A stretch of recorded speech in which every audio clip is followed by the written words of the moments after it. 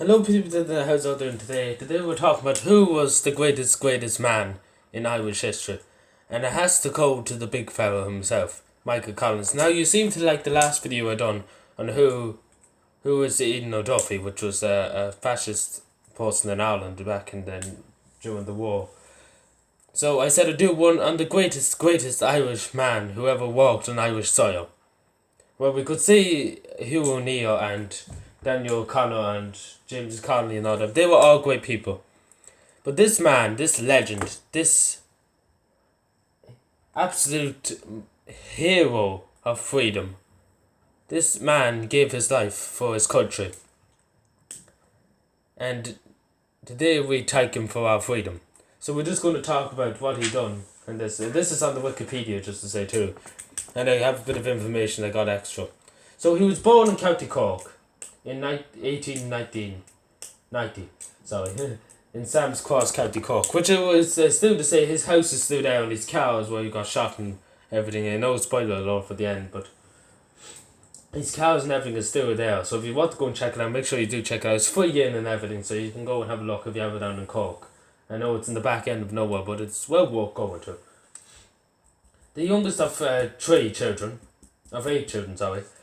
His father was 90 when Michael Collins was born, which is a great age back then. If you were about 50, you'd be considered old. You know, nowadays if you're about 50, nobody considers you old.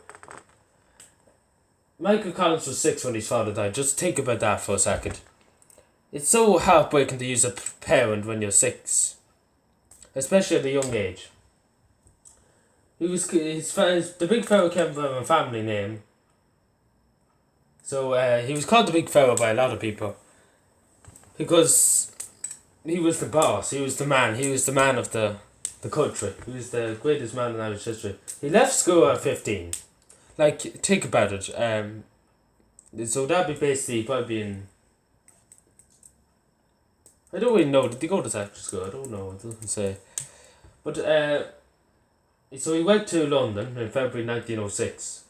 And then he got a job in the post office as a boy clerk, which means just helping out. So moving on to the 1916 Rising, he did fight in the 1916 Rising. He was watching the stairway of the stairway up to the roof of the GPO, so just guarding that area, which was, I suppose, a big thing because loads of people were shooting at the top of the GPO, shooting at the British Army at the bottom of it. So which was a big thing. If somebody could flank you, somebody could just get behind you and get up and shoot you. So that was a big thing because he probably saved a lot of people's lives if he wasn't there. He was arrested along with thousands of other men and women after the rise. Well, not thousands. I could use that in about 2,000, I suppose. Collins became a leading figure when he went to Wales. I think it was Dragcark or something, Cap in Wales. I can't remember. It's a funny name of it. And during the War of Independence, he let fly loads and loads of his ideas, let's just put it this way, would test military minds today, like say if there were generals in the British Army, the American Army, it would test their skills to the limit. Because this man had it all planned out. This man had fast-moving columns, fast-moving people who can get the job done and not end up in fierce fighting with the British Army. Because the one thing you didn't want to do was take on the British Army face to face with guns, because the British Army had tanks, they had heavy guns, they had artillery. These men, these flying columns as they were called, they only had guns. That's all. They only had guns, didn't have anything really special. And they were a force to be reckoned with, the flying columns, because you didn't know. The thing was that during World War One, just to put it in perspective, the British Army knew where the Germans were. They could see them in the trenches over the other side. They didn't know that they were going to come on a bicycle or run away from where the shooters were. I know it probably is a hard explanation to explain, but these men came out of nowhere, shot at 3 or 4 soldiers, then got off. Were away before the British Army knew what even happened. So these were deadly things, and one of the deadliest things that we'll talk about, Tom Bowie's division down in Cork. Tom Bowie was an excellent man, and he was always with Michael Collins. And the same with Eden O'Duffy, which I talked about before. He loved Michael Collins, and when he died, he switched kind of the fascism, because he was absolutely heartbroken that Michael Collins died during the Civil War, and he always had that deep hatred for Eamon De Valera. I know we're going off topic a bit, but just to give you a bit of extra detail. So in the fourth stall Aaron in the Mansion House in Dublin, Sinn Féin got the majority of the vote. The Home Party was really annihilated. His official title in the government was Minister for Finance.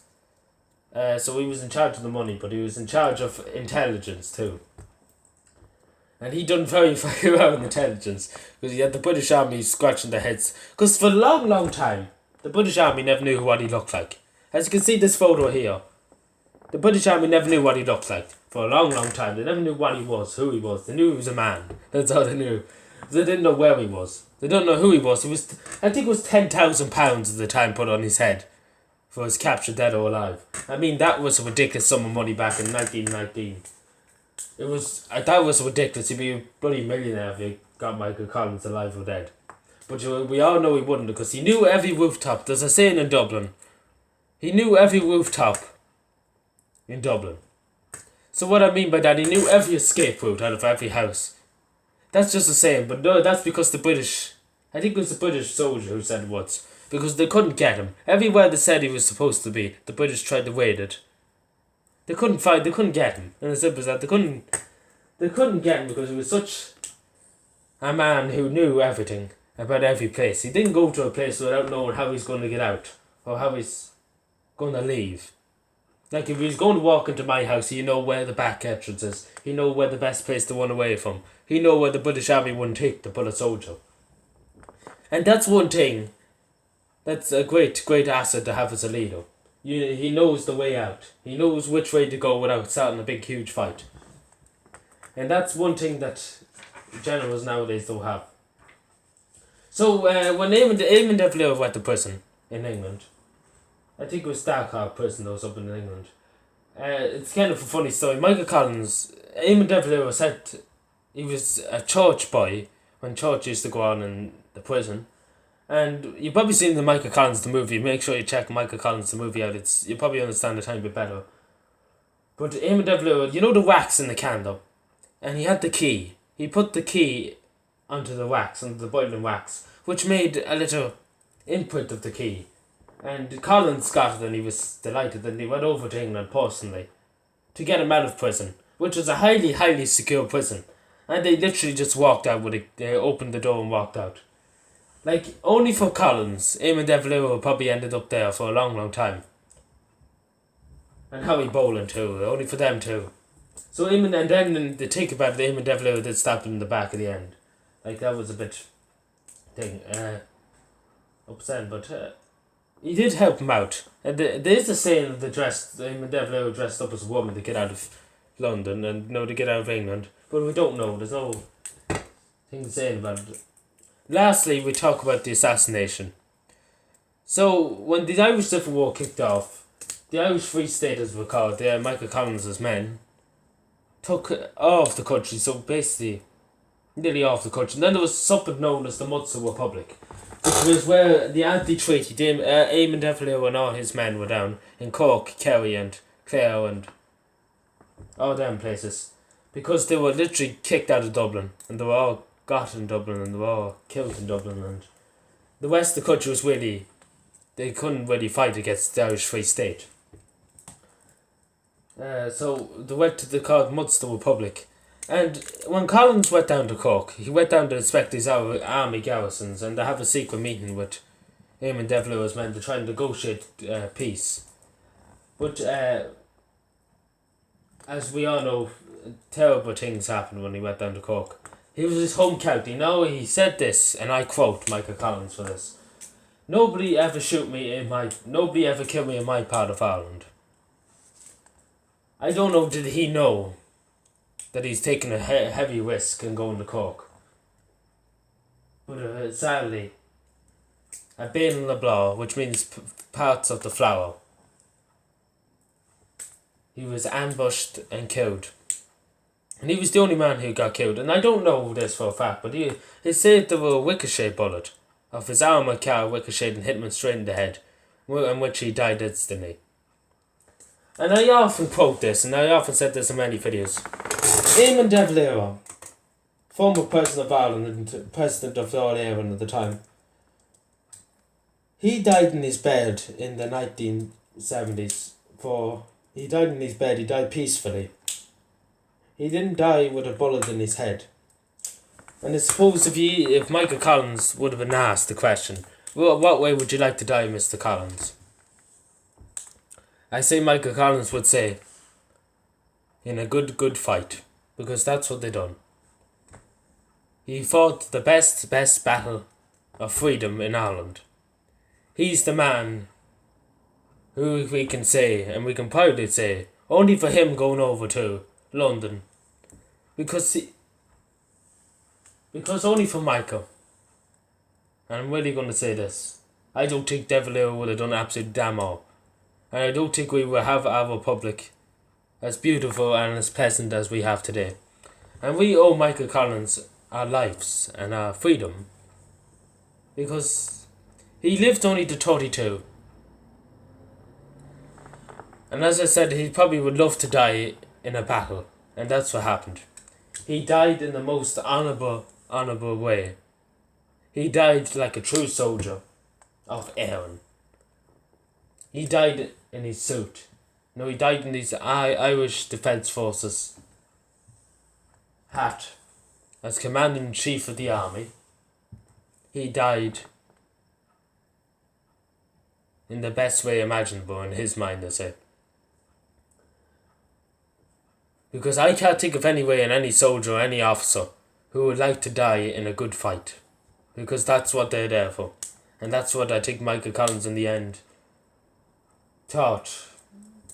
We can really deny, we can really fight over if Eamon De Valera was responsible, who ordered the killing of Michael Collins, but we can really assume that it was Eamon De Valera. We don't have any proof, but it must have been Eamon De Valera. Because Collins achieved more than Eamon De Valera probably ever did. Because one thing Collins was a fighter. Eamon De Valera would always use his words instead of fighting. And you couldn't knock the British Empire down without giving them a nudge now and again. And what I mean by nudge is shooting a few of their heads of the army. Like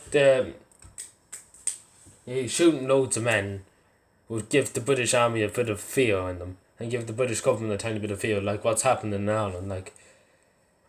But I just want to say Michael Collins is my icon. I think he's one of the greatest men in history. I think he was Abraham Lincoln and Nelson Mandela.